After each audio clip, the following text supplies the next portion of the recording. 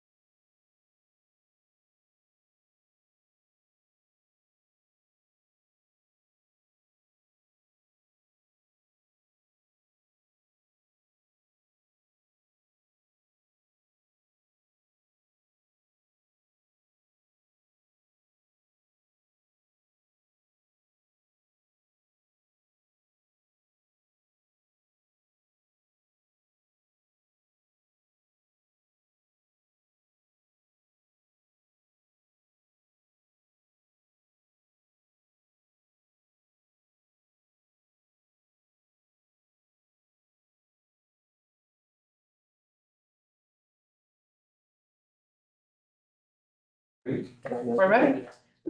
Hello, everyone. Good afternoon and welcome to the June 19th meeting of the Children's Services Council of Leon County. Here at our office here on St. Augustine Road, opportunities for public comment are noted on the agenda and will be offered prior to any council vote. Please complete a comment card provided to Ms. Trinity Whitley. Council members, remember to turn your placard upright to be acknowledged to speak. And now we'll have our roll call. Chair Jones. Yes, ma'am. I'm sorry. Oh. Vice Chair Watts. Here. Treasurer Mitchell. Here. Commissioner Cummings. Here. Superintendent Hannah. Here. Judge Hobbs. Mr. Johnson. Here. Ms. Richards. Here. Mr. O'Brien. We do have a quorum. All right, Mr. O'Brien is not here. However, we wish him safe travels as he goes to visit his father, as his father celebrates his 90th birthday. And what a amen. Bless. So congratulations to him and his family. We now no longer do virtual. And now, Chair, I will move the agenda. all right, although, is there a second? Is there a proper moved and seconded? Then we accept the agenda. Are there any changes? Seeing none, I'll all those in favor signify by saying aye. Aye. Opposed? Thank you. We'll now have general public comment. Do we have any public comment this week, Mr. Fail? Yes, our first public comment comes from Miss Emily Fritz. You will approach the dais and state your address. Oh, goodness. I've got a bad knee. Now all y'all know it. Your address I and then don't want y'all to know, but now you can, 3 minutes. did you say push a button? No, I said, state your name and your address for the record. Okay. My name is Emily Fritz and my address is 1433 Bucaray Drive. And I'm just here to call attention to something that you guys already know. I know y'all follow the legislature and the discussion that happened this year. As you also probably know, the legislature took no action on property taxes at the local level, but they are going to be studying it next year.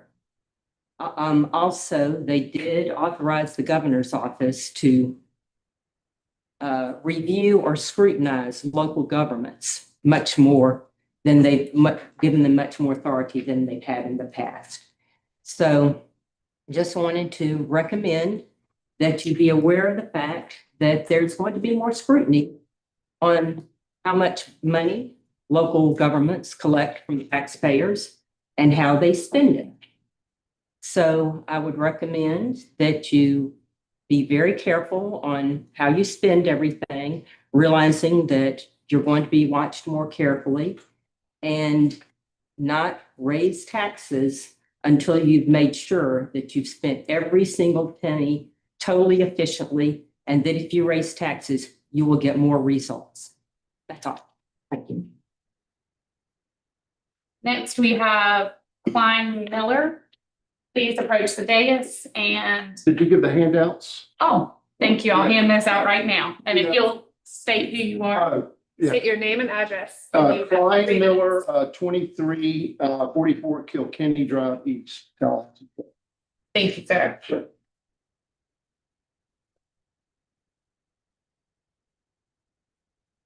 You may proceed.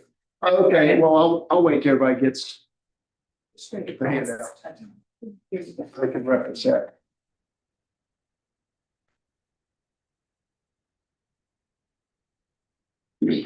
Okay, sort of like what Emily alluded to, cost. So what I did is I pulled all the other county children's services councils in the state of Florida. I looked at their finances last year. And I took the percent of their operating expense versus revenue. And I broke it down in this little chart, not a chart, but a piece of paper. In Leon County, of course, y'all have the fund level and the government wide. So I listed both. The fund level, you're at 15.24% and 14.66 for government wide. I excluded Alachua from my average because 41% expense. I don't know what's going on down there, but that seems a little extreme. So anyway, the average for the state for these counties was 10.37%. That means of their revenue, they're spending 10.37% towards expenses, administration, whatever. So what I'm proposing for Leon County is let's cut our expenses and let's shoot for a goal of about 10%. I think we can do that, or y'all can do that. And also I would like programs funded monthly versus a lump sum, because I understand a program got money last year and I don't know what they did with it, but y'all tried to recoup it and it didn't happen. And if you allocate it monthly prior to the next payout, they need to prove to you what they're doing with the money, give you a report. This is what we did. This is what we proposed. This is what we did with it. Okay, if you're satisfied, they get their second installment. So I think that would be a good steward of the money. And I know we're not going to talk about the rates, but the rollback rate, I think if we cut expenses, and if I look at last year's revenue, if we cut our expenses 5%, that would save about $293,000 and some change. So with that savings, I think with a rollback rate, y'all would still be, ahead of the game from a revenue standpoint. And the last thing, this program was set up to provide funding for needy kids. And it needs to be, we don't want to be a program to have a bunch of staffing. I saw a proposal, you want to add a new staff, it's $50,000 salary. Do you really need to do that? Can't you have existing staff, do those duties instead of adding to your, FTEs? So I think if we can cut expenses, fund programs monthly and do a rollback rate, and like Emily said, when the governor, whoever reviews the numbers, they'll think very positively on county, like, hey, they're using money. Thank you, sir. All right. Well, that's it. Next, we have Chris Sorchik. Please come to the dais and state your address for the record. Good afternoon. I'm Chris Sorchik with Capital Area Healthy Start Coalition. The address is 1311 North Paul Russell Road here in Tallahassee. And I am here I wanted to tell you a story. So in the consent agenda, you will see a report of the work that has been completed in 6 months since actually from November to April with the expansion of COAST, which is the perinatal navigator program that you all funded at the latter part of last year. Our full update we'll give in a meeting upcoming. But I wanted to just take a minute and share a success story with you all. And I would have loved to have this client come and speak with you. But there are barriers to that, including the fact that she has a newborn right now. So our client enrolled in the COAST program in November of 2024, which is the same time that we rolled out the expansion and went into one of the prenatal clinics. She began meeting with her perinatal navigator. She was also connected to a doula through this program. Through the participation of the COAST program, she received education on pregnancy, including urgent maternal warning signs and the importance of counting the kicks. This education ultimately proved to be life-saving for both the mother and the baby. The client shared the information she had learned through the COAST program with her family members. In April, she noticed changes and a decrease in her baby's normal movement patterns. Based on the education provided, the mother and family recognized the significance of these changes and encouraged her to seek medical evaluation. The mother went directly to labor and delivery triage, where the healthcare team listened to her concerns, the information she provided, and promptly took appropriate action. As a result, the baby was delivered via emergency C-section, and both mother and infant are currently doing well. The baby is expected to be discharged from the NICU very shortly. The COAST Perinatal Navigator continues to monitor the health and support the needs of this family, as well as the growth and the development of this baby. And I just wanted to share this story about the impact that your funding has had on just one of the local families here. And there are so many more where the COAST navigators have prevented the death of a woman or the death of a child. So I want to thank you very much. Next, we have Kelly Oddie. Please come to the dais and state your address for the record. You have 3 minutes. Kelly Oddie with the Oasis Center for Women and Girls, and our address is 3064 Highland Oaks Terrace, right down the street. It's fun that I get to go behind her because that's what I wanted to do today. So I want to tell you how the funding from the CSC actually does directly save lives. First of all, I just want to express my gratitude for the staff. Please give them more support. I can't say that enough. They are working way too many hours and far too hard. And I'm worried that they're going to burn out. So I would like to see them have some more support.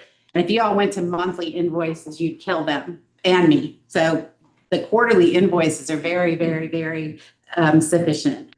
So as you know, one of the grants that we have is to support women. And when you support women with free therapy, what you do is to change the entire trajectory of a family's life. If a woman is stronger, she becomes a better mother. She's able to deal with the children and the stress that are happening with her, and we build a stronger community. So I want to read you Brenda's words. This actually came unsolicited and made me cry.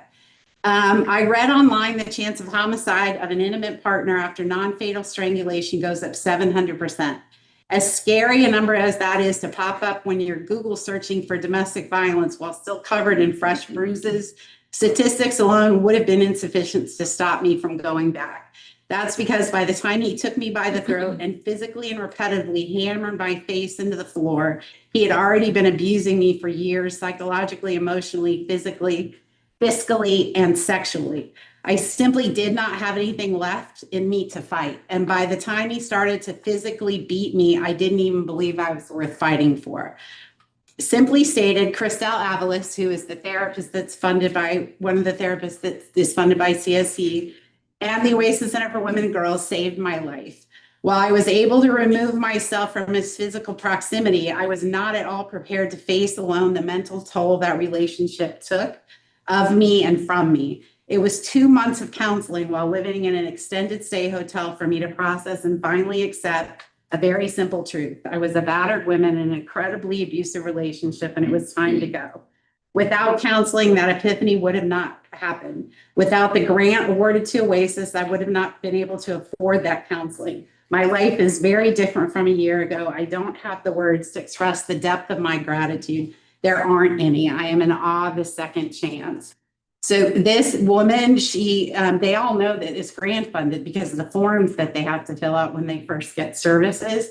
And this woman manages actually one of our very nice exclusive hotels here in Tallahassee is what she's doing today. And what she was doing before was not working because she wasn't able to. And so her ability to mother her children, her ability to make sure that she's a upstanding, really giving back person in society, that is what the CSC therapy program did. So on behalf of Brenda, I want to thank you. And on behalf of all of the other women that we've been able to help, I really, really want to thank you for the work. That it's not the time to roll back or to, all the funding is needed. We're in this weird time in our society where the people that have anything yell, they don't want to give more, and the people that don't need more. Thank you. Next, we have Tiffany Martin. Please come to the dais and state your address for the record. So hello, everyone. It's been such a long time since I've seen you, so I'm so happy to be here. I'm Tiffany Martin. I serve as Executive Director at Children's Home Society, and I want to say thank you. I had the pleasure of literally dropping by the Family Resource Center, which you all fund at 100%. And I want to talk a little bit more about how I was impacted by my drop-in.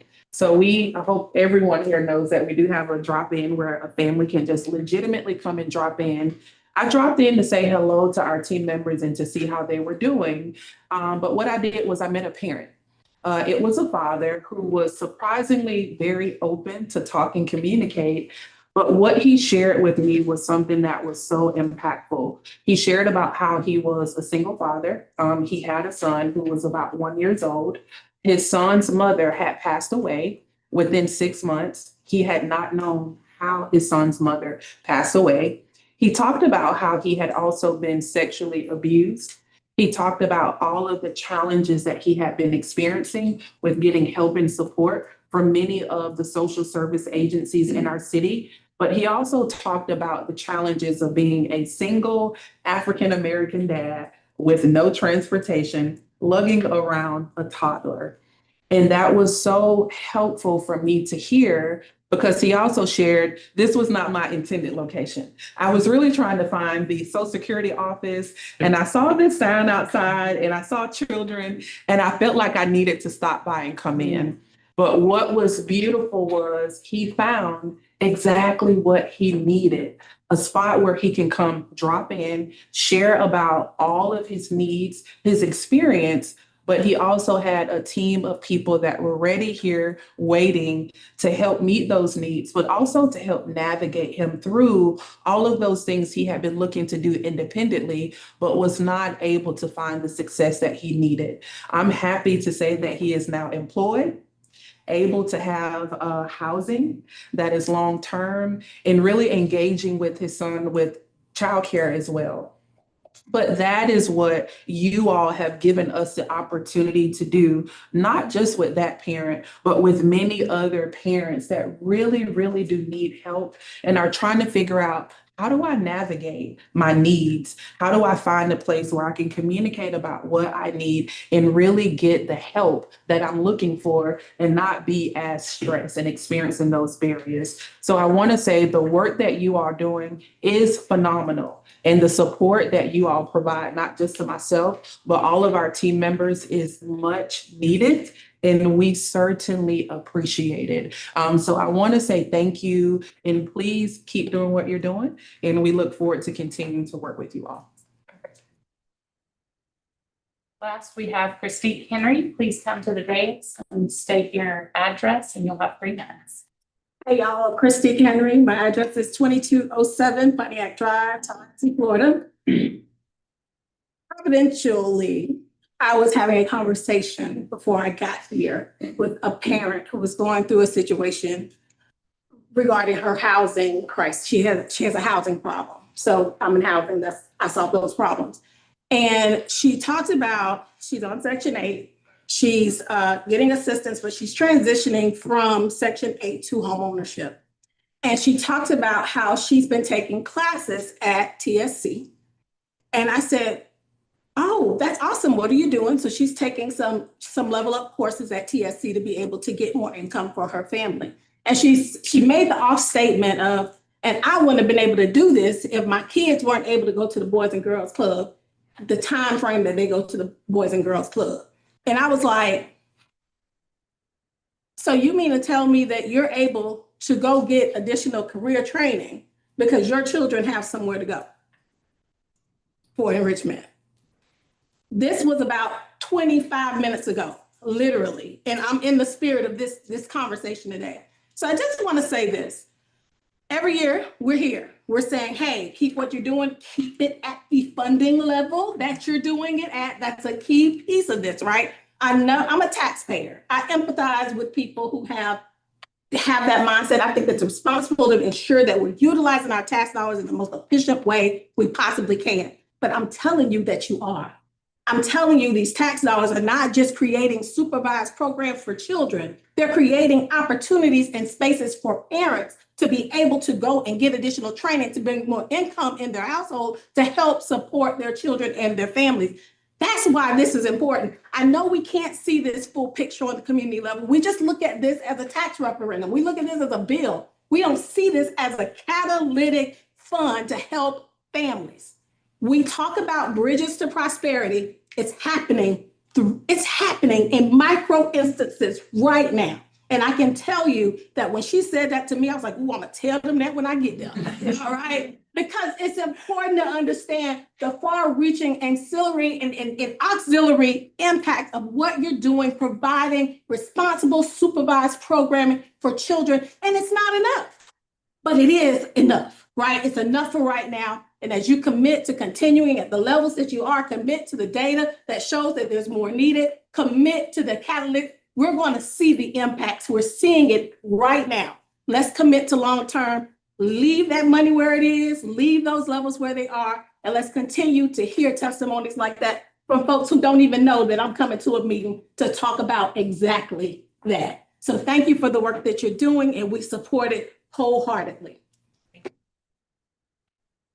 Mr. Chair, that's all our public comment. Thank you to all of our speakers. We appreciate your public comment that you have provided to us. We'll now go to our consent agenda. Is there a motion? Mr. Chair, I will move the consent agenda. Here, I second. Probably moved and seconded the consent agenda as provided. All those in favor signify by saying aye. Aye. The consent agenda is approved. We'll now go to committee reports. And we'll start with the executive committee. council members at the executive committee on June 12th, Vice Chair Watts proposed that we create an ad hoc strategic planning.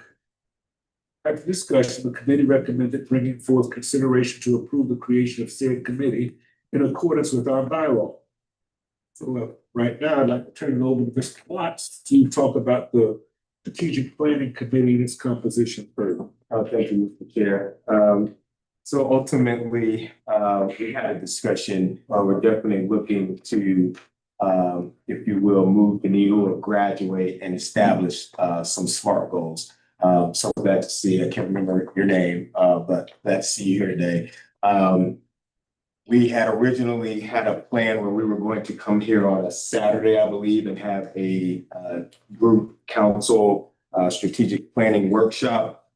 My recommendation, I met with Sika. I thought I had a good foundation of what our goals were. And after that conversation, I felt like if I was not as clear, maybe there might be others on the council.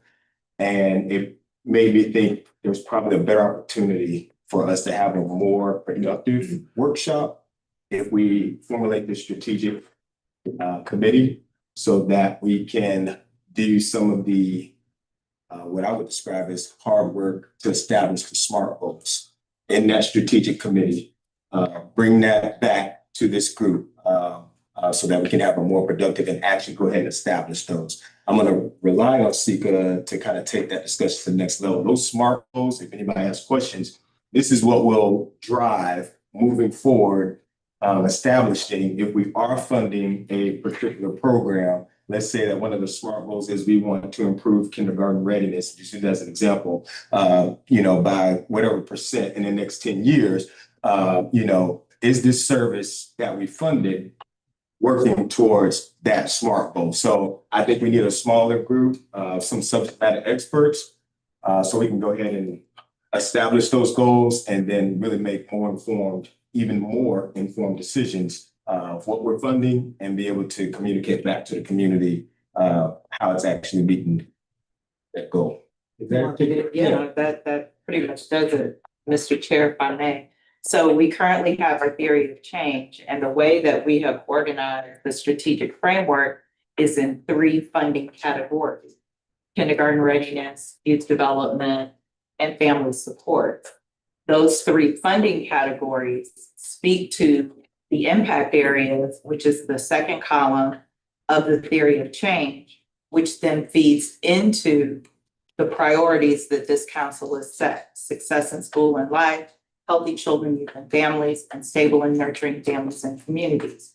While every funding that we do has metrics that go along with it and goals for those metrics, what we don't have is our overall goal for those specific areas, those impact areas. And so what Vice Chair Watts is suggesting is that a smaller committee, strategic planning ad hoc committee of a few council members in concert with staff help to draft those goal statements under each of these funding categories, such that we can then see how the metrics feed into the accomplishment of the goal, which would then help increase or decrease depending on what impact area that goal speaks to, as I in that sentence and preposition. Mr. Mitchell? Thank you. One, I appreciate Mr. Watts for bringing this forward, because it is always very nice to hear sort of anecdotally stories of a mother who is judging the number of kicks and someone going to getting additional training to bring in additional resources. Those are great stories, and they absolutely warm my heart. This, though, is something a little bit different. This is saying, hey, we as a council would like to see the needle moved this much in this amount of time. And I think it's a little more specific. So I love the idea and would be very, very supportive of creating a much smaller committee that would then come back to the council with what those goals should be based on their area of expertise. I'm not, normally I'll volunteer. Mr. Chair, I don't think I'm the right one to sit on this committee, but I am anxious to hear what I just don't. I mean, look, there are certain things that I feel very comfortable with. I like money and the budget. I am happy to talk about that. But I am anxious to hear Mr. Watts and whatever the smaller committee of the whole would come back with recommendations as to what's our target? What is the target? I for 4.5 years had struggled with what is our target? What are we trying to do? And it will feel so good to at least have a number to begin with. So thank you. Mrs. Cummings. Oh, thank you. Thank you, Mr. Chair. I agree with Councilmember Mitchell and thank Vice Chair Watts for that recommendation and that suggestion. But one of the things he said is members coming together. Not clear about the other part. I thought he said subject matter experts and community members, or the subject matter experts would be the community. So I'll give you an example. When we were looking at designing a system, a platform or whatnot to kind of capture. So we had, I'm trying to remember the gentleman's name, but he worked in that world of platforms and computers. So we relied on his expertise. Thank you. So we relied on him as a part of that when we were making this. Yes.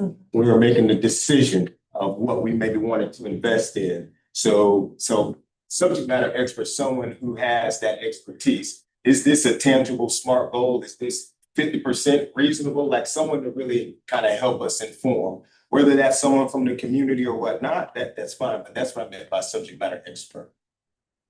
Just follow-up comment of Mr. Chair. Yes, ma'am. Okay, and I think it's very important. I'm not sure how we go about doing that as for soliciting experts or members to sit on that particular committee. But I think it's a great idea. I believe that we are going in the right direction, and we hear the anecdotal testimonies that we have heard today, like positive things that the Children's Service Council is doing, the positive impacts that we are having on families, and we always know that. You know, we've looked at, I believe, the numbers, look at percentages, who we're serving and that type of thing. And I think it's informative to have those anecdotes come. Yeah, I just feel good about it. I want to thank our executive director and her staff and for all the work they do with the groups that we contract with. I think they're probably more knowledgeable about the impact that we are making than we as council members are sitting here, on this board. And I know the school board and Superintendent Hannah has a lot to do with that, working together to make all this work for our children.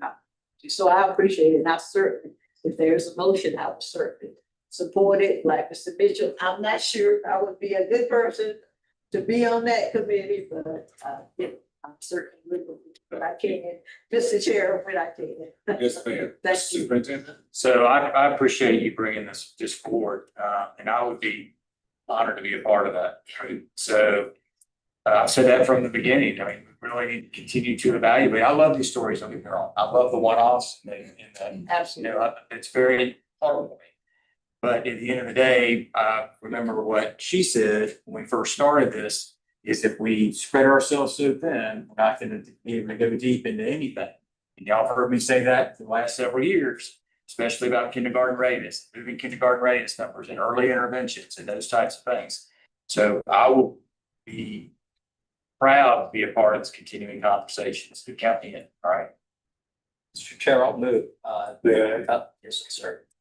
I'd also like to add my voice to it. I think it's important that we look at the foundational documents that we created, that we see hanging on our walls that describes what our priorities, our trajectory, and then with this overlay of the strategic planning process, to then be able to make the application of SMART goals where we then enumerate exactly what is the path going forward beyond what we've already set as our priorities.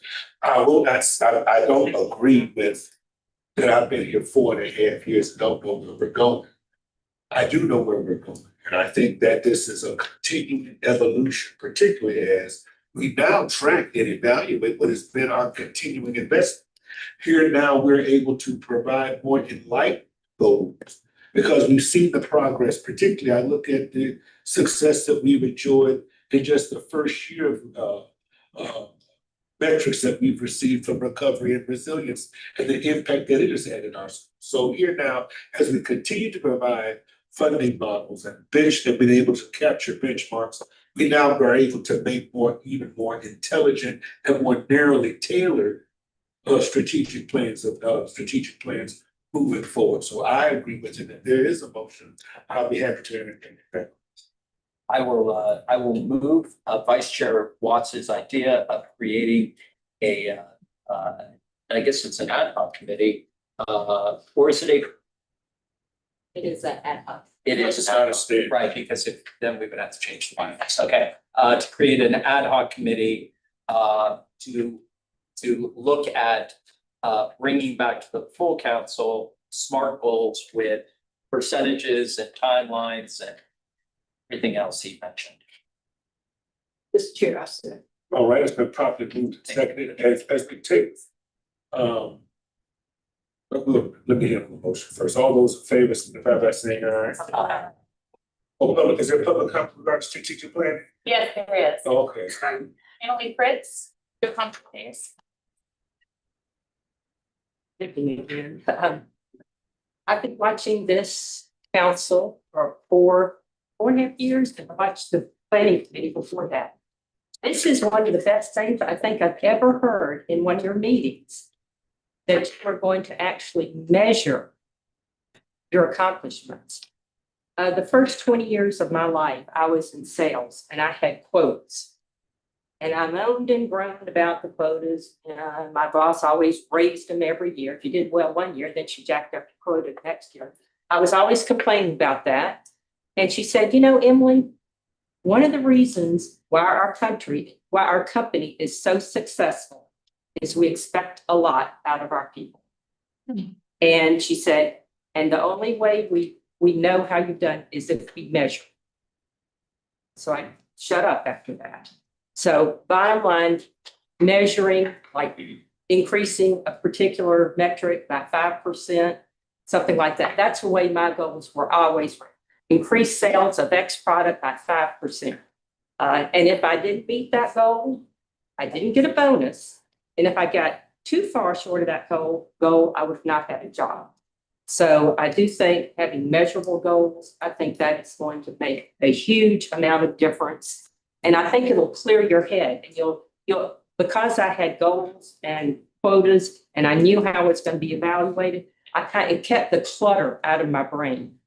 And when you've got a lot to do, you got to be focused and get rid of the clutter and the distractions. So I'm thrilled that y'all are going to do this. I think it's wonderful.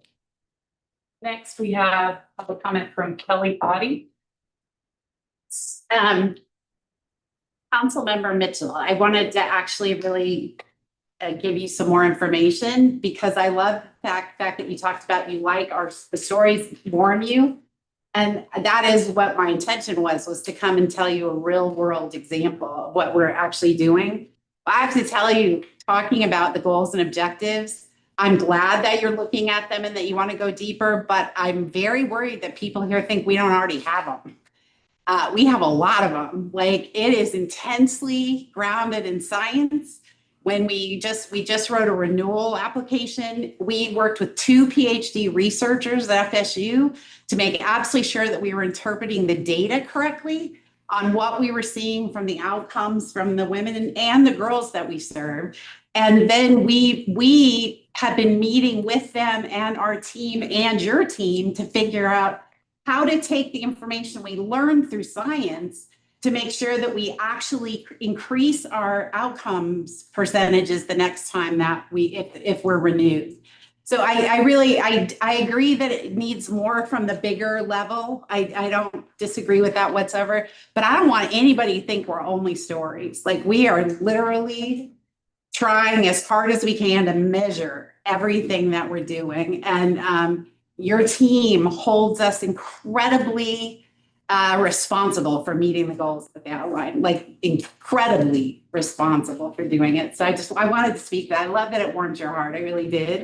That was my intention, but I also want you to know there's science behind what we're doing. Thank you. Thank you. Is there anyone who's present who would like to join that committee besides Superintendent Hannah? I will join, Ms. Richards will join. All right, and I'm sure the appropriate will join for comments. Thank you so much. And that's why I used. Mr. Johnson raised his card. Mr. Johnson, you too. Well, it sounds like we almost might be a committee of the whole. But the beauty of it is, and that's why I use recovery and resilience as an example, much like what she's described. You'll recall that when Ellen, when she came to us, and it warmed my heart to see the numbers, when she talked about what had been the return on the investment, how particularly in Title I schools across the expanse of the district, what they were able to do in terms of that trauma-induced learning, helping our young people to mitigate anger issues, trauma issues. And then she explained to us with numbers. So this is not new to us. And that's why I use it as an example, how we then make that application, how we can use that as an example to inform what we've done. So my heart has been warmed by metrics for quite some time now, not just in this particular meeting, but I'm grateful for the recommendation. And I look forward to working with you. Also from our executive committee. Vote, oh yeah, vote. All those, I thought we did vote, that's what we did vote. We and had that's what public comment and so Public we comment, took now the we vote. Voted on the motion. All right, We took public comment. all right, all those in favor, Aye. opposed? All right, Thank thank you. you. All right, now finance and budget. Two quick things. One, the financial report is in your backup and you're welcome to look at it. We missed a finance committee for lack of a quorum. First time it's happened. So unfortunate, but it did. So I don't really have a lot to address on that. The thing that I will mention, however, in our consent agenda is item C is the trim schedule, just because I know there are people here who were speaking to that item.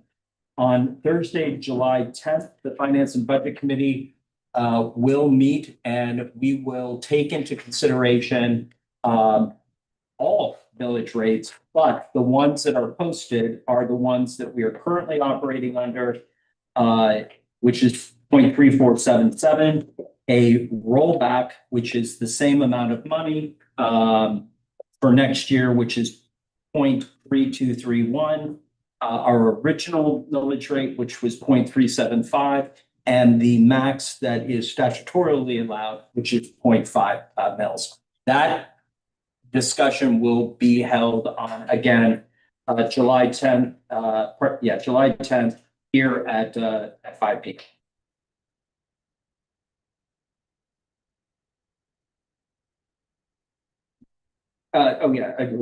Yes, I would love a motion for financial.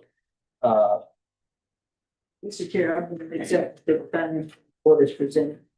Second. Been properly moved and seconded that we would accept the financials as presented. Is there any public comment? Not on that. No. There is no public comment. All right, all those in favor of accepting the financials as presented, please signify by saying aye. Aye. Opposed? Thank you. Draft budget. Again, because we didn't have a finance committee, this truly is drafty budget.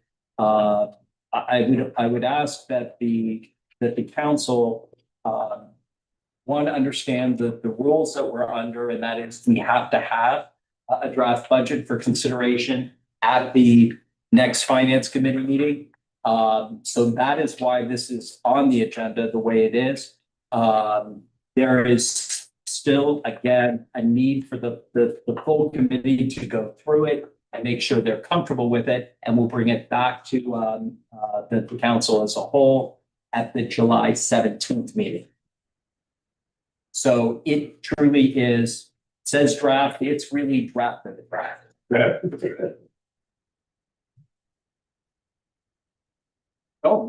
Thank you, Mr. Chair. Thank you, Mr. Treasurer. We appreciate you. Well, we have to, somebody's got to move the draft of the, we don't, Not correct. we just have to present. Okay, Yeah. all right. Like I said, nothing in a forum. I do have, Yes, sir. I do have a question. So on the Thursday, July 10th, meeting, the budget finance committee, that's when we will finalize or move final document forward. Yes, Imperative that we're all at. it would be great. Yes. And if somebody needs, but like, obviously, you tried to accommodate him. What's that? Right, but I think it matches everybody's. Yeah. Thank you. All right. We'll now turn things over to discuss agenda item number 7, programming with Mrs. Green. Thank you, Chair Jones. So there were 2 renewals and 1 proposal that you were provided in your packet. I think I spoke to everyone, unfortunately, except for the treasurer. How about that? I forgot. I did not get to call the treasurer about this. That being said, though, there are 2 renewals and 1 new program. So the first renewal is item I, page 29. This is rebound and recovery. We have done this program for 2 years. We're in the 2nd year now. What is presented to you is a year 3, 4, and 5. Year 3, it is important to note that that is level funding, the $650, with the addition of in-kind from Leon County Schools and Florida State University. At this time, I'd like for the council to only consider year 3. Only consider year 3, and that would be for next fiscal year, not this fiscal year. So it would be the $650 for fiscal year starting October 1. You can see the children, caregivers, community, sustainability, the outcomes on who's better off on that back page. And so with that, I will open it up for any questions. We do have a representative of Rebound and Recovery here. Are you a doctor yet? I am so close. Give me a year. Okay. But my PhD is on kindergarten writing. Okay, almost Dr. Ty Cole Zimmerman or Ty Zimmerman Cole. Yes. Okay, is here in case there are any questions. And so since the chair has stepped out, I'm going to ask the vice chair to take over if there are any questions. And he is back. So I am finished with this presentation and it is open for any questions from the council. And then we have Ty Cole here to answer any questions about rebound. Yes, sir, Mr. Suki. Can we have her come up and just give us a refresher again on? Yeah, is that okay? I have a little something prepared, I can say so. I want to thank you for the opportunity to speak with you today, and more importantly, about believing in the power of early childhood interventions and kindergarten readiness through your investment in rebound and recovery. This past year in Leon County, we have seen measurable progress, and it's all started with readiness. Because when we talk about kindergarten readiness, often we think about numbers and letters, but what your investment has made clear this year is that it's about a child's ability to regulate their emotions, to express their feelings, and make thoughtful choices. And it's just as essential as those foundational skills. And what it's doing is producing long-term results and success. So thanks for your support. We've been able to serve over 700 students in classrooms this year so far. And we've also extended our reach beyond the school walls through daily interactions, family events, and school-based workshops. We've changed caregivers in meaningful ways too. But more importantly, we're actually building a system of support that meets families where they are. One that offers real-time answers, guidance, and tools tailored to their everyday challenges. At the start of the year, the average emotional readiness scores for students was 5%. After 6 months of rebound recovery, that rose to 74%, a 19-point increase. And that's more than just data. It's real growth happening in our classrooms, in our homes across the country. Will you repeat those numbers for Yep. us? Yeah. I will. So 55% was our average score at the beginning of the school year, and then it rose to 70% after 6 months. Metrics. Yes. Thank you. Got more for you too. Our teachers are noticing the shift. One shared that her students now use feeling the emotion meters on lanyards to check in every morning. It's a simple, scalable tool that gives them a voice and gives the teachers a pulse on that classroom that morning. Another talked about her calm down space and now the famous hot cocoa breathing, helping her students self-regulate. Instead of her initiating it, they're doing it on their own. We've seen major growth in key areas and behaviors. There has been a 24-point improvement, a sign that children are learning to control their impulses and make better choices and decisions every day. The emotional identification and thought processing has also saw a double-digit gain. The caregivers are reporting that children are using these same calming skills and communication strategies at home, bringing what they've learned in the classroom full circle, making changes in their home environment as well. This progress doesn't just prepare children for kindergarten, it prepares them for life. And it's been all made possible because of you. Your funding didn't just support the curriculum, it's empowered teachers, it's transformed classrooms, it's engaged families, and most importantly, it's given our youngest learners the tools to succeed every day. Much. Many colleagues, my story is not unlike the superintendent.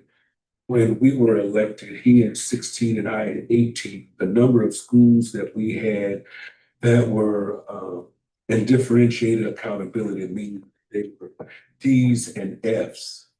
Here now, some 8 years later, and we were really concerned most specifically following the pandemic and our children returning to us after having been in hybrid situations, some in school, some without school. And as we heard in headlines across the nation, it affected our children in extraordinary ways, and their capacity to learn, to be able to concentrate, were all impacted by this enormous interruption. And I can tell you now, if we do an overlay of the metrics that she has described, I'm the only school board member whose entire district is Title I, stretching all the way from Fort Braden to James S. Rickards High School, and my elementary schools most specifically, which are schools that this program serves. I've oftentimes talked about the connection between the town and the gown, that the academic resources and the intellectual capital found at our institutions of higher learning, if they were brought to the district, the enormous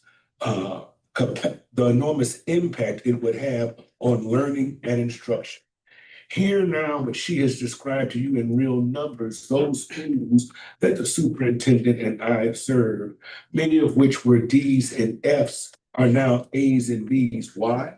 Because it's not only been because of the great teachers, and the teachers have been great, and also because of our great principals, who are also great.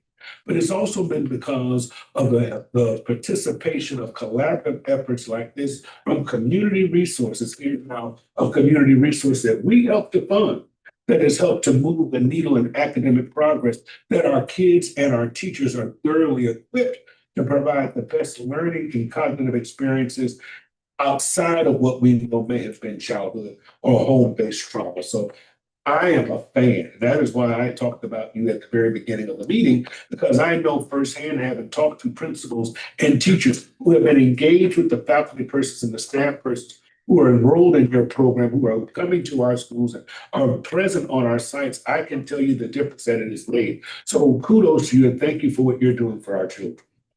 Anyone else have anything else they'd like to ask for? Yes, sir. Yeah, Mr. Watts is first. Oh, I'm sorry. Mine's is for secret. Mine's is for the staff. So can you basically just give us an overview of the $650,000? Talk to us a little bit about that for the people that are working with the teachers, the That's trainers, or that- you need to yeah. explain what that money is. So that is for us in this year to continue working in the classrooms, getting the teachers to that fidelity where they're doing the intervention themselves, supporting them. This year we saw a huge increase in their ability to take the program on, make it their own. So we hire about 13 MSW students that are going into the classrooms and working with the teachers with their implementation. We're also going into home care providers and into our community preschools as well. So it's more about, we're not just in Leon County schools now, we are expanding and expanding, expanding, because we know not every child is in a Leon County pre-3 or pre-4 classroom. There's a lot that are in our community preschools and home care providers. In total, how many people are there? You have a roundabout number of how many of these folks are being paid out of this grant? There are 12 MSW students right now, and then myself, and then my staff of 3. So. Mr. Chair, so on the front where you see yours 3, 4, 3 through 5, these are the services that cover. Yeah. But you're wanting. Just like we said, right now, we're looking at first year, just you're considering Just year one. it's Yeah, just your $650,000. $3,000. I'm trying to get a better understanding on exactly what that $600,000. And it's going to be doing all these things here. That's right.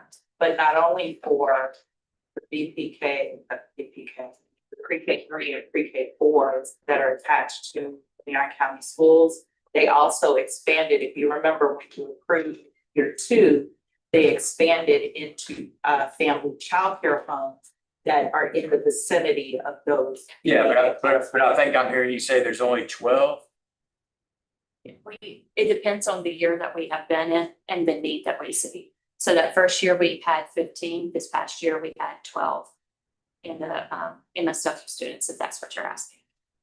And how are they compensated? You pay them by the hour or They're by hour, how yes, much you pay them an hour? $14.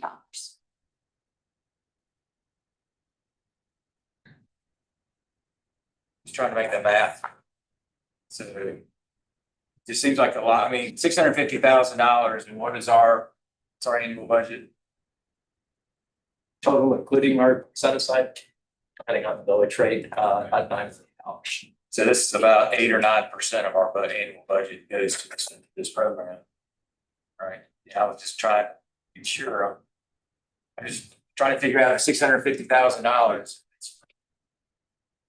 Students that are making $14 an hour, that's a lot of hours.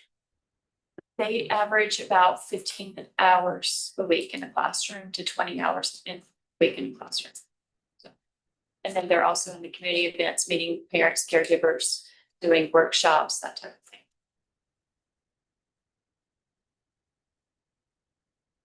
Commissioners? I'll just do a segue on that topic. So why is the recommendation for 1 year? And then what is the vision for long-term funding? Like, are they looking at other avenues to maintain the what? So the conversation that we've had with the Great Rebound and Recovery team is looking at level funding for this year, because quite frankly, what we know is when you get into those family childcare homes, there is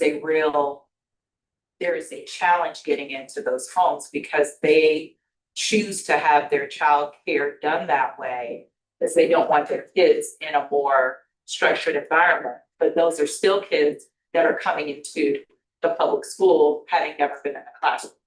So it's been a little challenging for them to get in, and they are making headway. That being said, the reason why I'm asking that we only look at year 3 is because we want to eventually reduce our investment as they are increasing other community resources, grants, and the like. And I would like to see that as we get to maybe year 5, looking closer to a $350,000 investment from us with a match coming from other entities. So that's why, and this is the first time Ty is hearing this, let me be very clear. And so that's why if we can look at level funding for next fiscal year, it gives us an opportunity to really work with Rebound and Recovery as they are looking at the other ways that they can match. Yes. So currently they're funded through when? When does the current funding expire? The current funding goes through the end of our fiscal year, September 30. This would be funding that would start at the beginning of the next fiscal year, October. Okay, Is there a budget that I missed? Is in here anywhere? You've had a recovery? Not in here, but we can get you the number budget. We can get you the. The numbers. And is it imperative, does this decision that have to be made today? We could move it to July. Do I need to make a motion to move it? Just move Well, to, let's hear all the discussion. but it can't. We can either do the time, as three or individual, either way. I like to hear everybody's comments. I just have a couple questions. Yes. How do you determine what schools and grades you're going into? So right now, we're in all. Okay, Yeah, we're in all Leon County pre-3 and pre-4 classrooms. And this year, when we started all the community outreach, we started in the Title I community preschool. So those zip codes of 32301, 32303, 32304. And then we just continue to expand that. okay. And is the end goal that you phase out? Yes, it is. Okay, so the end goal is that you serve more than is presented here at some point, correct? Because you would phase out and then that teacher would be able to. Exactly. So those numbers will level off. So Yeah. as we're trying to work our way out of a job in a sense of getting the teachers to that fidelity and sustainability.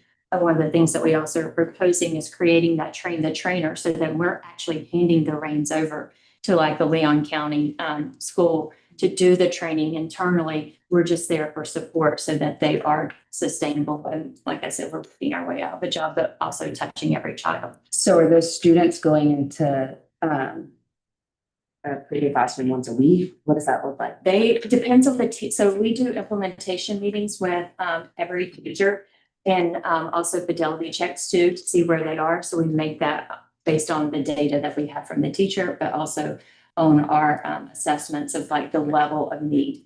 And so some teachers this past year, we've been able to only just do a check-in once a month. Others have needed more support and we go 2 to 3 times a week. So it's really dependent on the teacher. Mostly the ones that have this 2 to 3 times a week are the ones who are just coming into the district and new into the classroom. Do those students work directly with kids? Yes. Yeah, so we're also pouring back into the community because I've done some research with those students and they have now, most of them did not ever consider a career in working with children, especially in the mental health field. And so now they are like, no, I want to go and work in school. I want to be a school social worker. Like it's changing their career trajectories too. Thank you, Mr. Chair. A couple of things. One, I've been sort of following this program from the first time we funded it, and it's not even as much about you, but it makes me feel good. Here's the reality. This is I'm one very supportive of Mr. Hannah's idea of waiting a month. And the reason is one, this was plopped on our desk 2 days ago. As Ms. Green mentioned, I didn't have an opportunity to look at a budget, ask any questions. I love the program. I know you and I have had numerous conversations after these meetings where I do love it. But I'm uncomfortable voting on something that I have no backup. The second thing is that I would be naturally inclined to support a program that I think is making a difference. But going back to that ad hoc committee, and this is really what I'm talking about, it's not individual programs having metrics. When the chairman speaks of we're collecting data, it's data that is tailored at the provider. We as a council have never said, these are what our goals are. And then by the way, all of that data, which is very rich and and really does tell a positive story, hopefully will feed nicely into what this subcommittee, this ad hoc committee is going to establish. And that is, here's what our goals are. Not what is the goal of Oasis or the goal of Children's Home Society, but what's our goal, and do the the numbers that are coming out of the providers meet those goals. So, so that it, again, I'm glad we put this one first because I am a huge supporter of the program. I think I think you guys are making a difference and it's a positive difference. But $650,000 is a lot of money to vote on when no questions. I've had no ability to ask questions. So thank you. Thank you. Just, Ms. Cook. Yes, Mr. Chair, no, I just want to go on the record of saying that I certainly support the program as well. I think it's making a positive difference. What my question was, and I think Mr. Mitchell answered it, whether or not this first year or second or third was part of the projected budget. He said it wasn't. So I am in favor of supporting superintendent's suggestion that maybe we table it until our next meeting. And that way, when they meet, when finance meets on July the 10th, this is something that they can consider as part of the projected budget to present to us at. Yep, I'm in support of what council member Hannah suggested in terms of delaying the vote, but I just had a question for you if I could. I'm trying to, you've spoken to it a little bit, but could I understand a little bit why the numbers dropped off so significantly between years 1 and 2 in the different groups that were served? So there's a small asterisk there. These are the numbers from February. Right. So we're now working on we did our post test in May, so that data is coming in. Would you expect that number to increase to be in line with Yes. year 1 and 2? Yes. So that's the volume of additional numbers that you could expect. That was. Thank you. Yes. Yep. You're welcome. Right. Mr. Hannah. James. You got a motion you want to make? So I didn't have to make the motion. No? We can move it to the next, move the table. You don't have to. You don't have, I can, we're just gonna take. Okay. All I right. think he has to agree to the table. He does. Okay. Well, I agree. Okay. All right, thank you. All right, next, Ms. Green. So if I might take a point of personal privilege, I do want to introduce one of our summer youth interns that is here working with CSC as well as the FRC, Christiana Williams. She is a student at Rickards High School and actually lives in this neighborhood around the CSC. So she didn't want to be here all night. So I wanted to introduce her. She is with us in the mornings and already has just jumped in. So if you remember, this council approved the summer youth internship program this year. There's actually a report in the executive director's report that gives you an update on the schools, the number of businesses, and the number of kids. And so we're lucky to have Kristen on it. Okay. Thank you. She's up at 5, so. Yeah, so the next proposal that you were given is that the money has already been approved by this council. These are just proposals on how to use that funding with the Early Learning Coalition. Proposal 1, which is financial relief to Alice families. Proposal 2, which would be to help reduce the school readiness waiting list. And then proposal 3 would be using match and school readiness child scholarship programs. We do have 2 of our members that serve on the ELC board.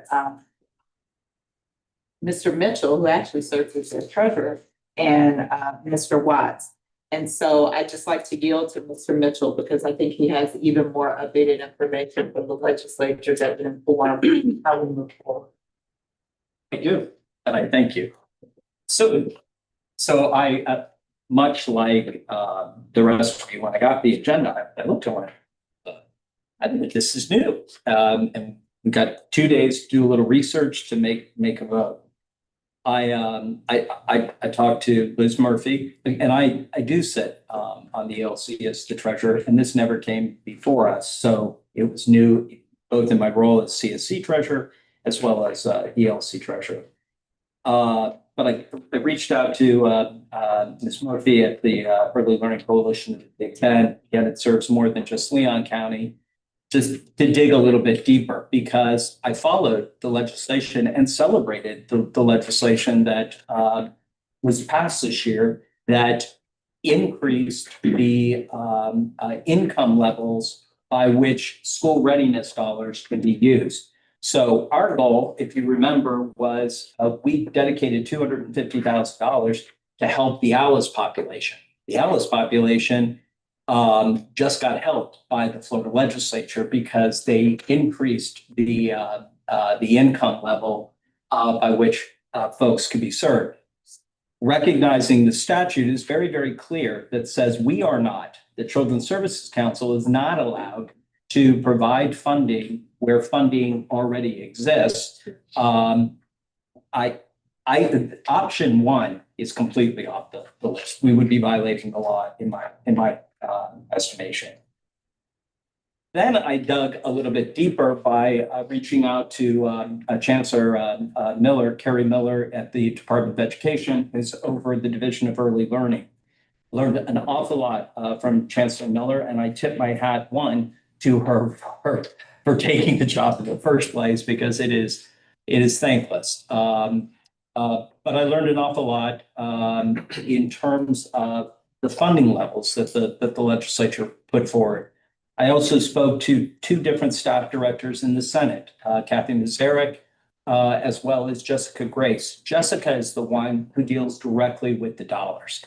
Again, letting them know that the reason for my call and the reason for trying desperately to learn more is to make sure that we're not violating the law in funding something that has a funding source already available. I don't know that I have the perfect answer. What I will say is item one or option one and option three, I don't believe are good options, because I think we skirt or come very close to violating the law.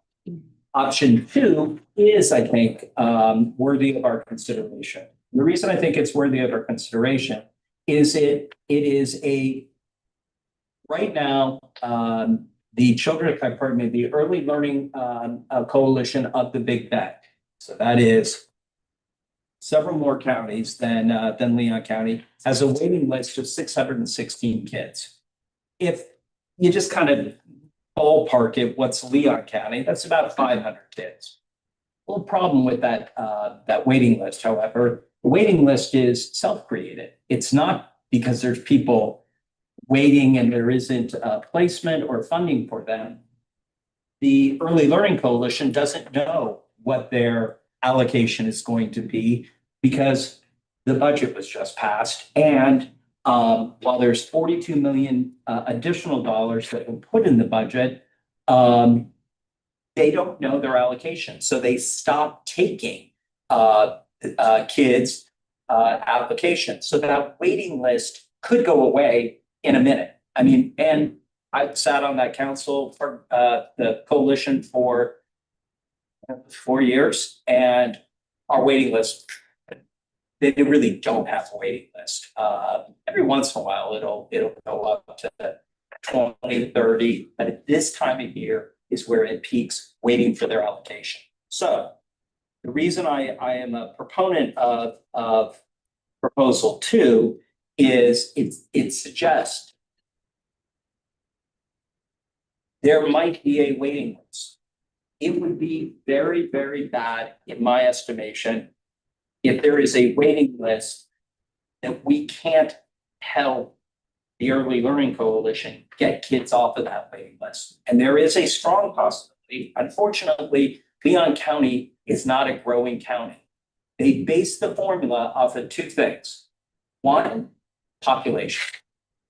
Well, guess what? If you're in Osceola County or Orange County or Pinellas County or Hillsborough County, you're growing a lot more than we are here. In fact, our population growth is somewhat stagnant. While there's additional funding, there's also additional children. And that means that those counties that are in high growth areas will probably get some of the money that could have been allocated to Leon County. We won't know for quite some time.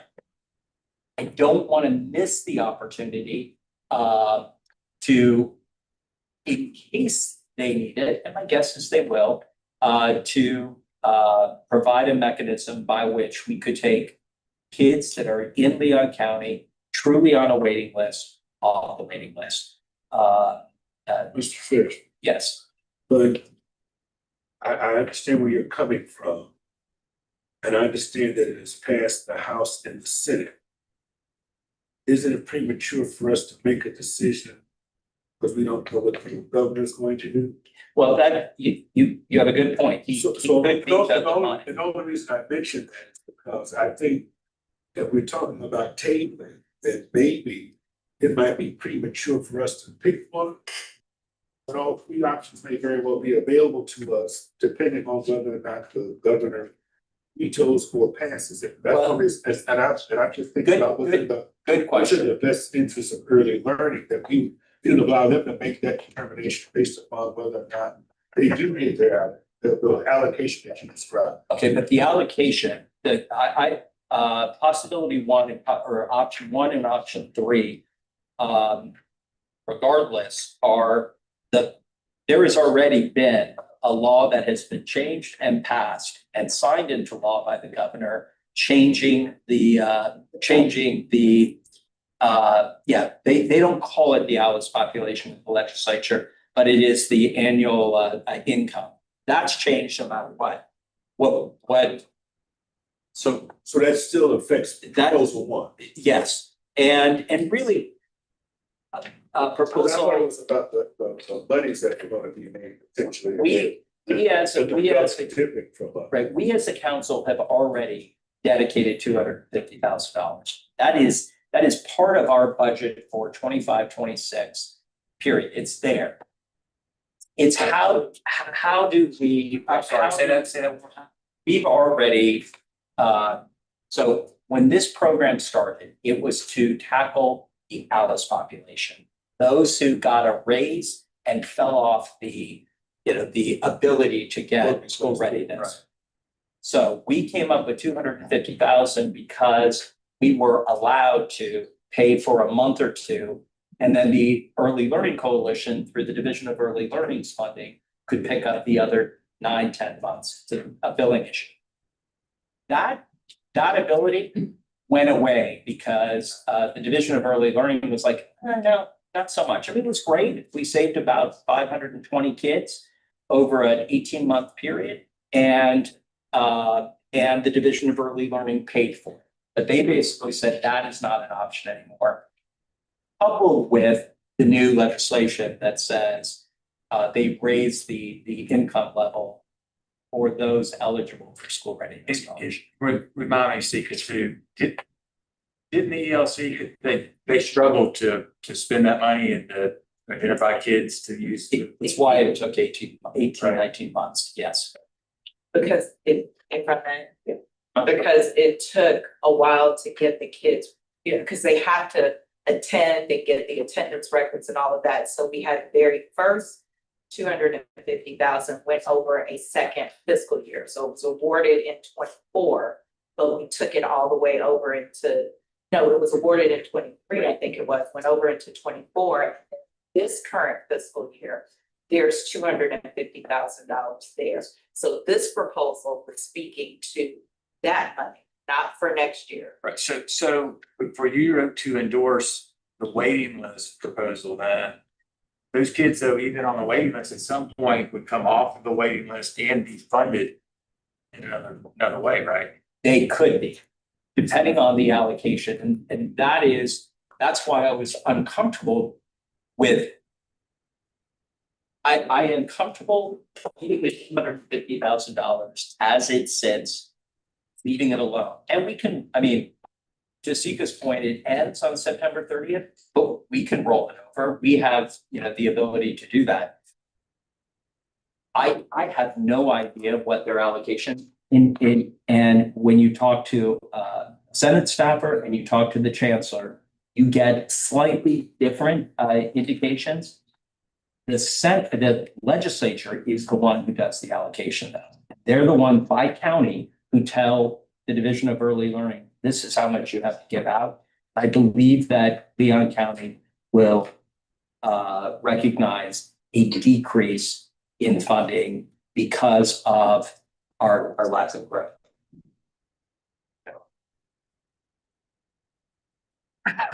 All right, here we are. So just any other comment? Oh, I'm sorry, Mr. Watts, you're on the board as well. Any intel you'd like to provide? Intel I have, I also reached out, to Liz, and I mean, I do recommend that we table it, actually, is recommendation I have, but maybe Sigrid can verify this, but my understanding as well is if we did choose to fund and take some of those off the wait list, and you know, they did find or get approved that they had the funding, it was my understanding that they would be able to reimburse us that. Yes, so that is true. Just, so if I may, I think to just reiterate what what Treasurer Mitchell said. So with proposal one, this proposal can only work if there's no wait list. If there is no wait list, then you can do proposal one. The reason why we had to come away from that is because when they advertised in the program, what happened was families came and it turned out that they were actually eligible for school readiness. And so there was a wait list for school readiness, whereas you had families coming in using our funding, and that was not the intended purpose of this. So to his point, absolutely. For the school readiness wait list, if we were to move forward. So first, let me say, this can table until July. It's absolutely fine. If it turns out that you approve this and we got them off the wait list, we could be reimbursed by money if they find money to serve the wait list. That was what I was told. Also, to Treasurer Mitchell's point, the eligibility requirements have been expanded. So there will be more families that are eligible for school readiness. And after my conversations with ELC staff, it won't cover all of them. I mean, there will be some families that still won't be eligible. So there could still be an opportunity for us to partner with ELC in some way to try and get as many children into early learning opportunities as possible. But if we decide to table this, we're okay with that until we can figure out what's going on with the state. What their state allocation is going to be, number one, and number two, if they're going to be, quote, made whole and get those kids that are currently on the list. Mr. Cummings? Yes, Mr. Chair. No, I feel comfortable with tabling this in light of the fact that there's some legislation according to our treasurer that might place us in violation of implantation. And we've always been concerned about implantation with other funding sources.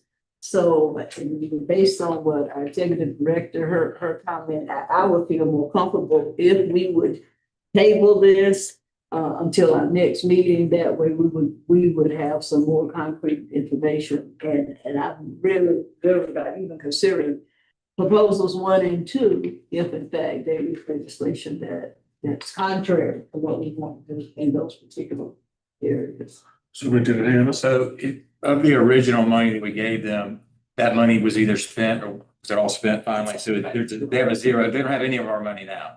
All right.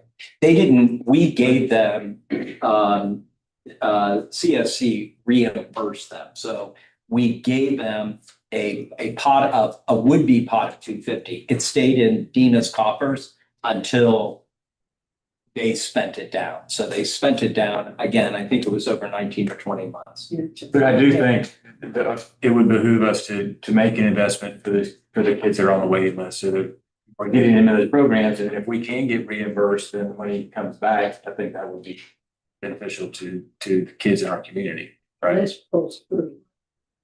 Oh, it's really two. 2. It's tackling the waiting list regardless of income. Okay. Because that's, So I think the question is, do we want to go ahead and approve that today for the wait list for proposal 2, or do you want to wait altogether until next month? I don't think it matters as long as we're bringing, rebound and recovery back. And the governor will have signed a budget. We'll know it's about it. I mean, it's $1 billion for just school readiness. Again, it sounds like a big number until you realize how many kids need to be served.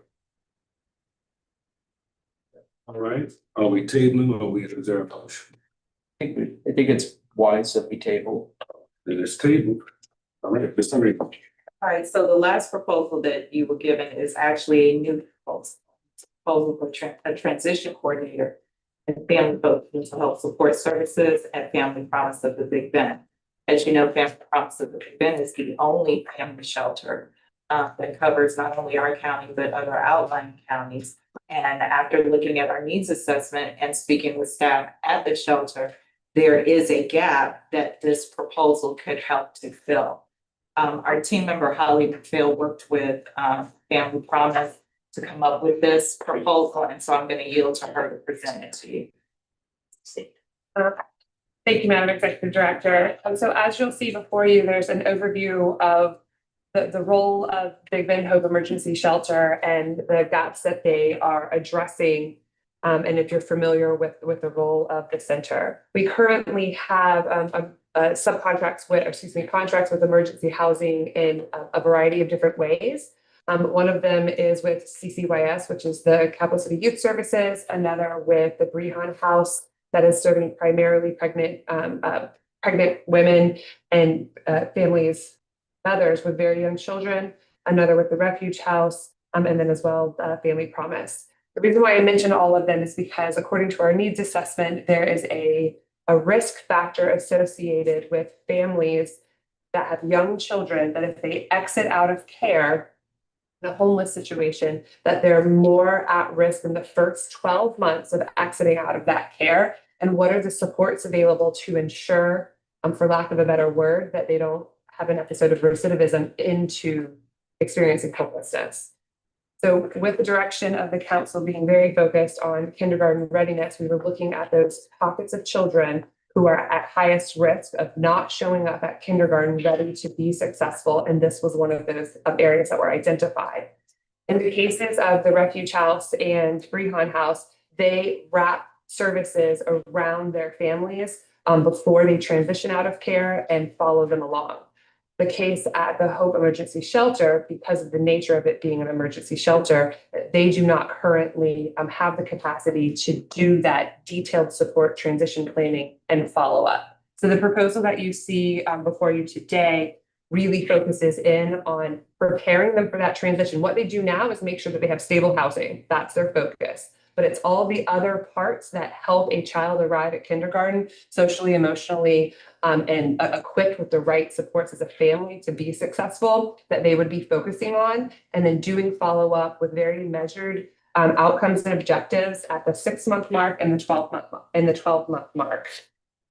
In addition, there's a piece of preparing them for that, which we have heard from some of our other family strengthening programs around addressing the mental health that landed that family, oftentimes in the situation that they are, and doing some of that support to prepare them for the transition while they're still in care. And so that's the elements related to the mental health support services while they're in care at Hope, as well as when they transition out, to keep that level of service surrounding them.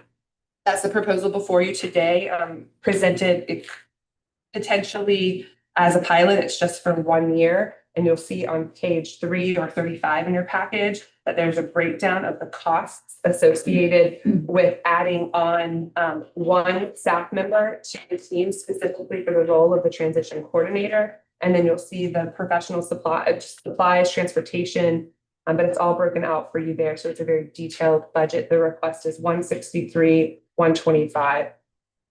That could be taken from your funds now to do the pilot to see if it's effective in meeting the goals of supporting the direction kindergarten readiness. Thank you. Mr. Rich. Thank you, Mr. Chair. One, Holly, thank you for a nice summary. Unlike the first two proposals where I really do want more time, this one I don't want more time. It's not because I'm any more that I'm better educated.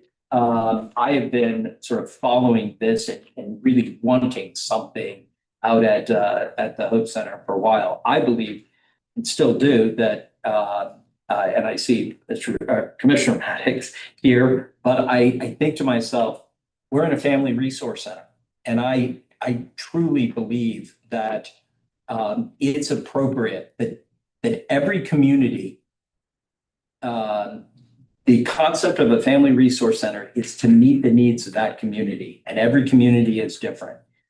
That community that Commissioner Maddox serves is really unique. One, I'm supportive of this, and I'm supportive of voting for it tonight because I think every moment that we wait is a moment that we're going to kick ourselves in the pants. There are a lot of difficulties that people go through. A child without a home. I am super sensitive.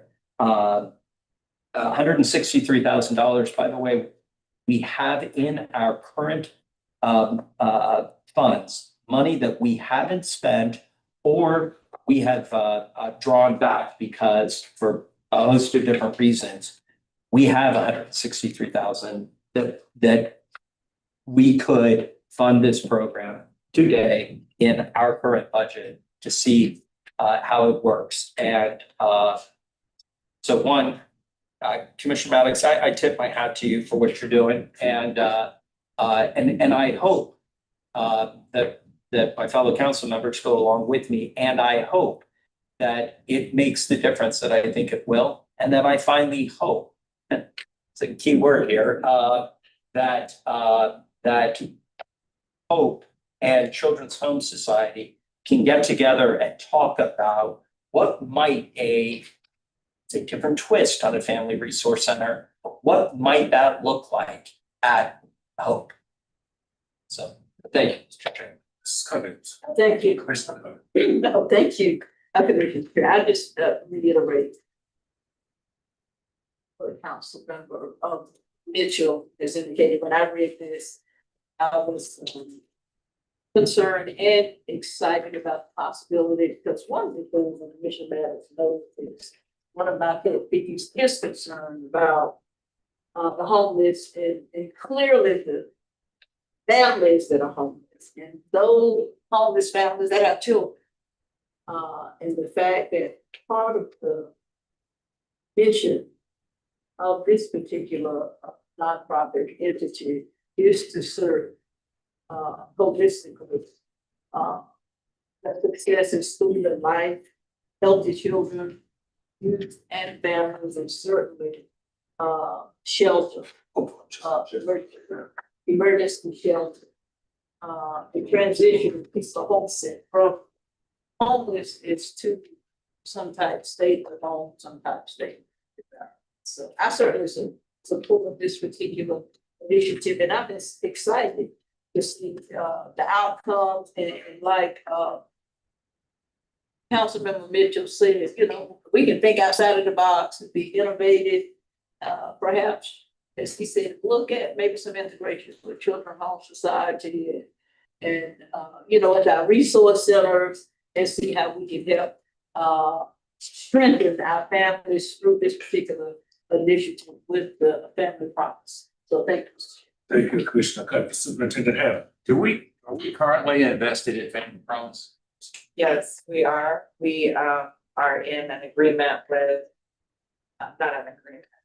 We have some tandem funding with Leon County government, the city of Tallahassee, where we provided funding for emergency shelters to Family Promise, CCYS, Breon House, and Refuge House.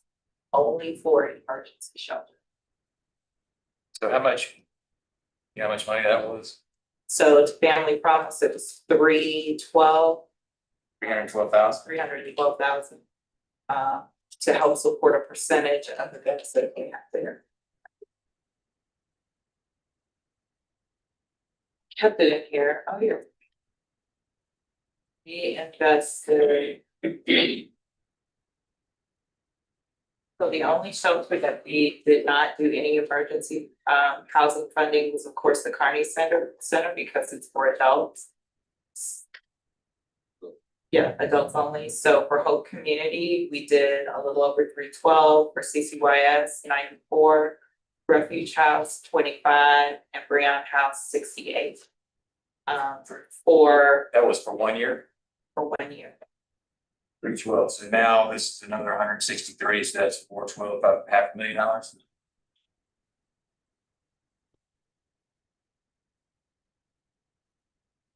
Slots. First, Commissioner Mack, so responsible. Thank you very much. Every time I call, your capacity, whole.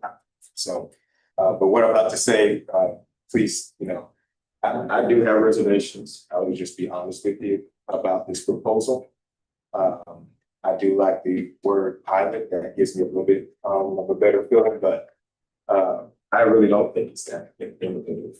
I think that there's also a different approach to the proposal. Just in my own capacity, I know that there are significant, reliable partners in this community that would show up to fulfill some of these needs that are mentioned in this pilot. And I just think there's ability for, if we choose this, for it to be more impactful.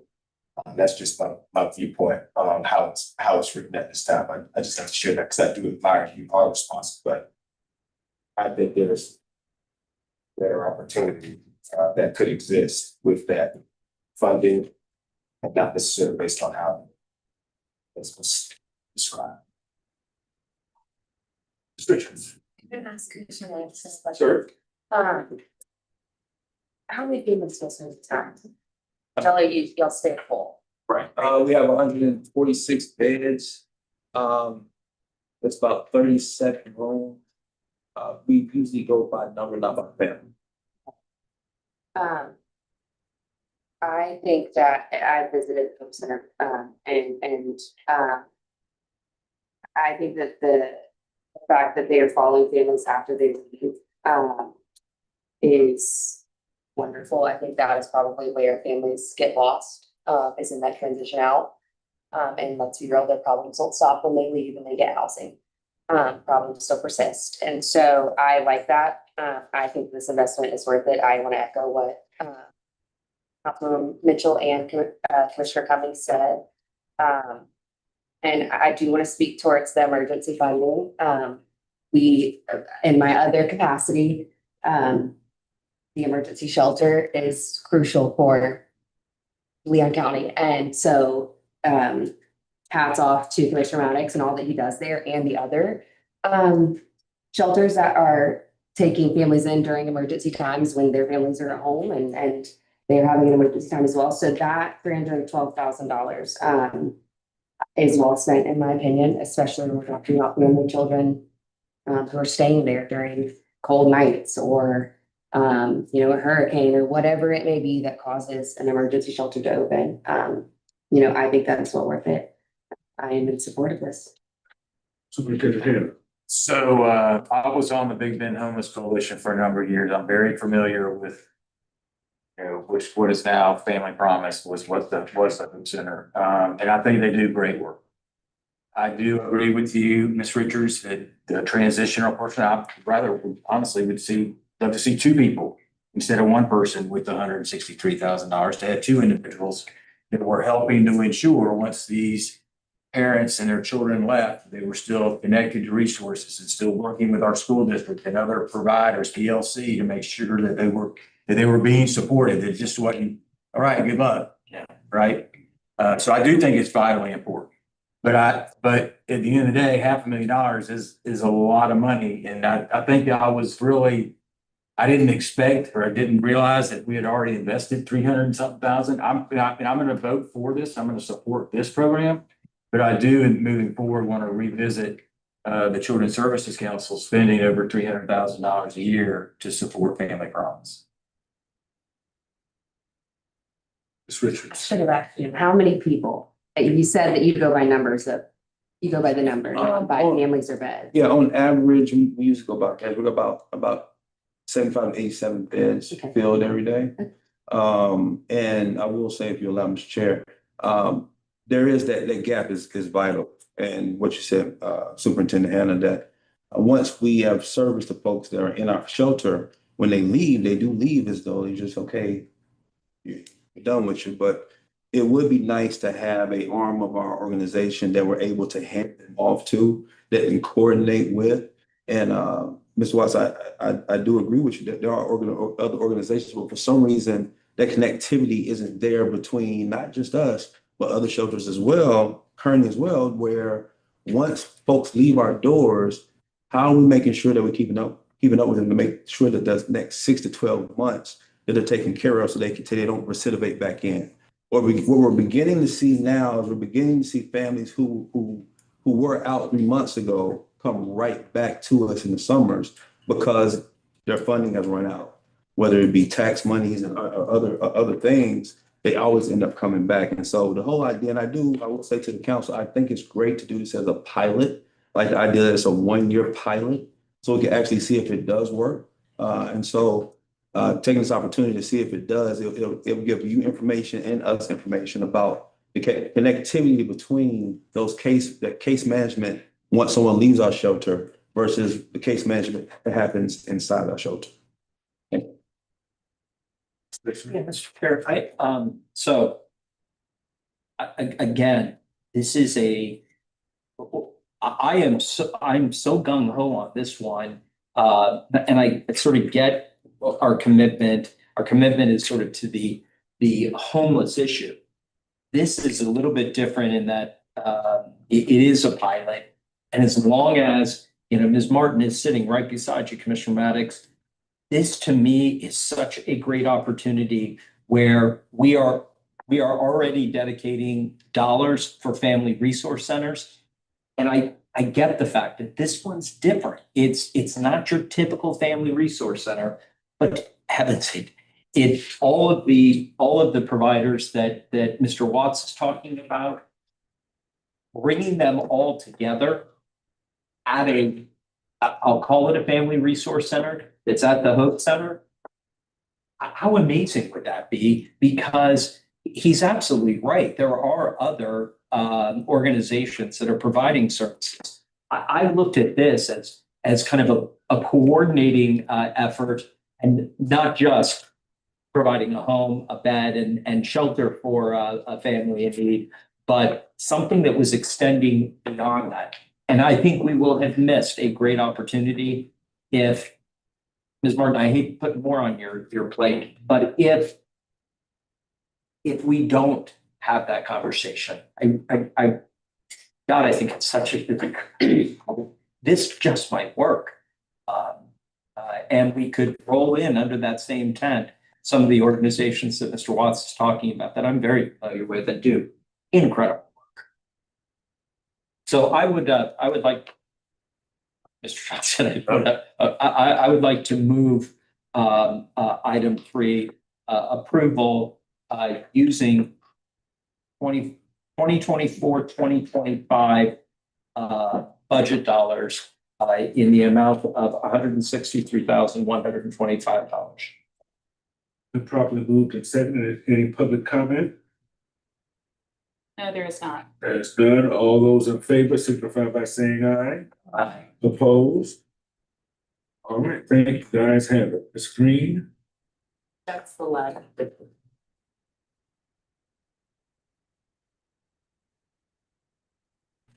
All right. For your information, our upcoming meetings have our executive committee meeting on Thursday, July 10th. Finance and budget also on that same date. Governing council meeting. Our next meeting will be July 17th at 4 p.m. Governing council, the next following that will be another governing council meeting in September 11th. We'll have our trim hearing. First, September 11th, second trim hearing, September 25th, and our annual meeting and governing council meeting, October 9th, essentially with a date change at 4 p.m. Now, that is the date change, all right. Any final member comments? Yes, sir. So what happens next with what's the next step with our? Mr. Yeah, Watts, that's good. Venus, right?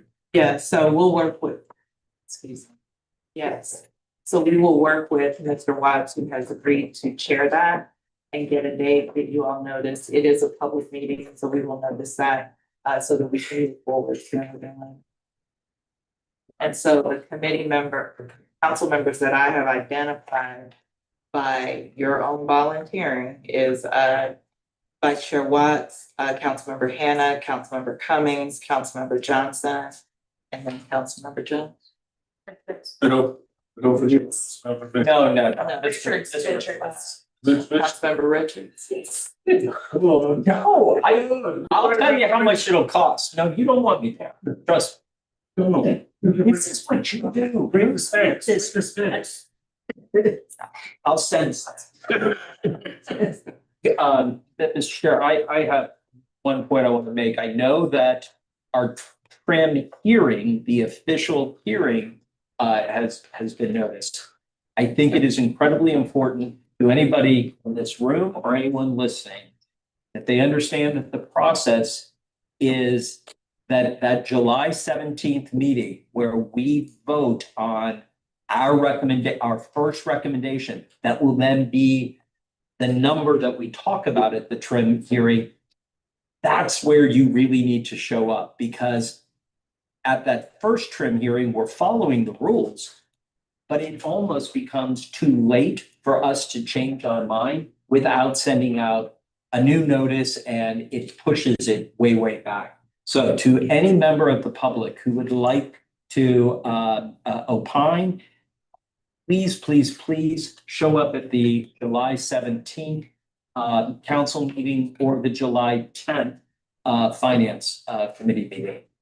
Thank you. Anyone else? Yes, ma'am. Can I ask a question? And I know we had discussed this like on my onboarding, so I may have already had this question answered. Have we done any needs assessment or data surveying in the Woodville area? So the needs assessment we did originally took all of the county into consideration with mapping and all of the various things. We have put in our proposal for the new budget.